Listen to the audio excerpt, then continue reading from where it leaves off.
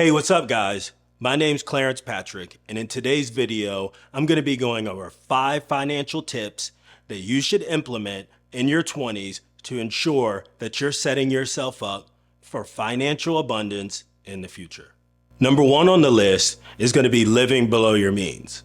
This one is really important because we live in a day and age where everyone's on social media and they're flashing all of the cash, all of their vacations, all of their cars, and it's like everyone is living in abundance. But if you peel back the layers, you'll start to notice that a lot of that stuff is actually false.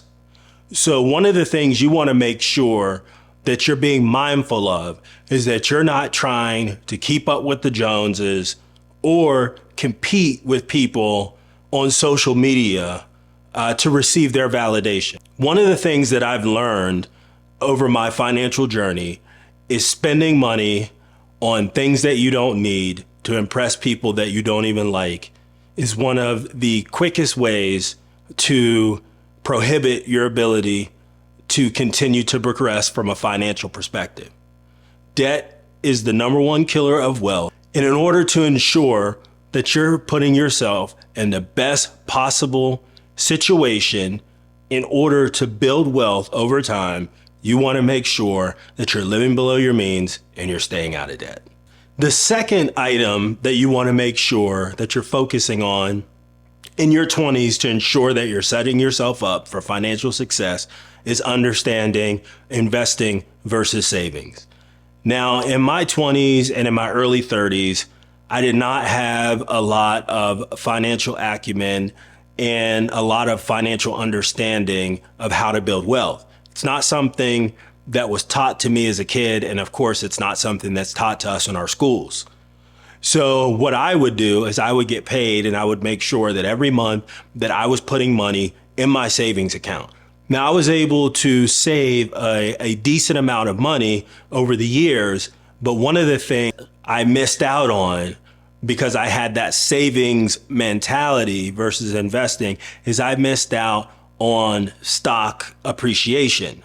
So we know that historically the stock market returns between 7 and 10% year over year.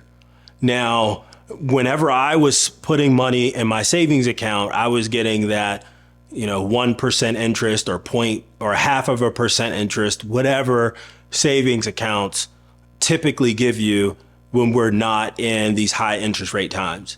So in my late 20s and my early 30s, I missed out on investing in stocks and holding them for 10 plus years and getting that stock appreciation. So one of the things you want to make sure that you understand is that it's okay to save money, but where you're really going to start to see your financial future clear up is when you get out of that saving mentality and getting to that investing mentality. Now, the third thing you want to make sure that you're aware of as you're starting to build your financial future is investing in your company's 401k.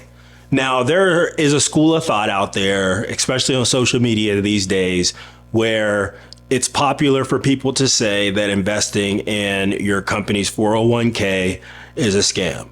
I'm not a believer in that.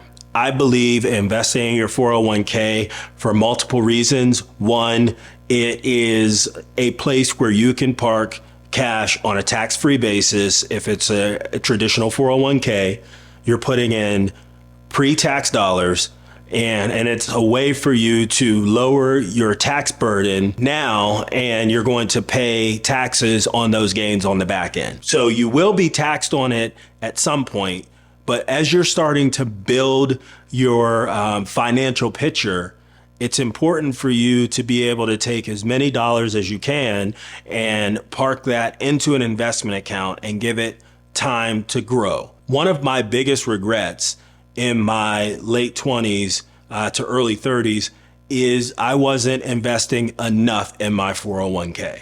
I was investing, I want to say 6%, and my company was matching 6%. Now, if I could go back, I would have invested 6% up to the match, and then I would have went outside of my company's brokerage account, and I would have opened up an IRA account, which allows you to invest into your own retirement account with post-tax dollars instead of pre-tax dollars. And the distinction between the two is the 401k, you're investing pre-tax dollars where you will be taxed on the back end once you retire whenever you start pulling money out of that retirement account. Now, on the IRA side, you get to withdraw funds at a later date without paying any taxes on any of the gains. So the IRA allows you to invest post-tax dollars, and you can invest in 2023, I believe that number is up to $6,500 of post-tax dollars, and all of the gains in that account up through retirement, whenever you start pulling those funds out, you can pull those out tax-free. So you want to make sure that at a minimum, you are investing at least the match in your company. You want to absolutely do the match at a minimum. But in my opinion, I would go further than that, and I would be investing more dollars into your retirement account and less dollars on trying to keep up with the Joneses. Now, the fourth thing that you want to do to ensure that you're locked in and focusing on securing your financial future is having a side hustle. Now, in my opinion, this does not have an age bracket that it is restricted to. I think anyone that's in their 20s, their 30s, their 40s, etc., should have a side hustle to supplement their 9-to-5. And this side hustle doesn't have to make you tons of money. It doesn't have to bring in an extra $40,000, $50,000, $60,000 a year.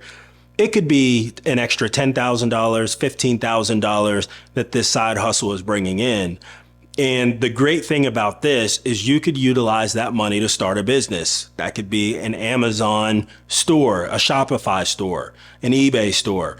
It could provide you with a way to increase your skill sets, right? It could be signing up for a mentorship. It could be signing up to get a certification that will allow you to get a promotion at your 9-to-5. So there's a lot of things that you could utilize the money that you get from your side hustle outside your 9-to-5 that you could utilize to not only improve your life from a educational perspective, but you could utilize that to invest in a business or to invest in a brokerage account and purchase ETFs and index funds in the stock market that you plan to hold for 20, 30, or 40 years to build long-term wealth. And the fifth item on the list to ensure that you are setting yourself up for your financial future is to have patience. One of the biggest problems that most of us have is we have this need for instant gratification. I'm absolutely no different, especially in my 20s, my early 20s and my late 20s.